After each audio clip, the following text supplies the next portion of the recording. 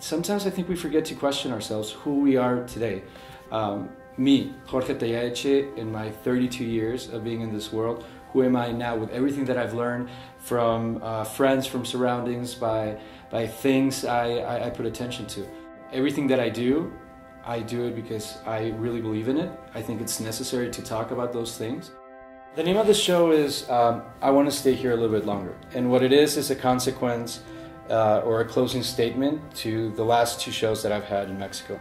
The last shows in Mexico, I was talking about how change can be like a meteor. Explosive, it's heavy, and when it impacts, sometimes we feel like our world is completely finishing, or is coming to an end. So the idea is, what happens when this meteor hits, when change is inevitable, and it's going to come anyways. I like that energy of change, even though it scares me sometimes, even though sometimes it can even make me sad, full of melancholy or whatever. I think it's this very special energy where every single day you can interpret who you really are.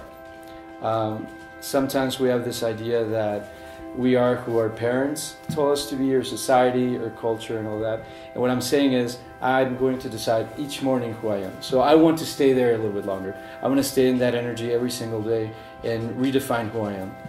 In New York, I'm going to do a piece live for 3 days, which is going to be fun to interact and see who stops by, who says hi, who wants to dialogue with me and talk. I'm not going to have a set sketch. I'm going to do it while I'm there, whatever feels right or whatever feels natural. It's a huge giant, and actually last year I had the opportunity to be there with my family, and my dad asked me that same question, if when was I going to have the show in New York? And my answer took me a long time, and I said, well, you know, New York maybe is not in my near future, maybe in a couple of years when I'm ready. And I think life is full of wisdom, and you have the opportunities when you're ready for them. And sometimes we don't even know that we're ready. So it was very exciting because I just had a show at the museum, which was my first show in a museum, a solo show.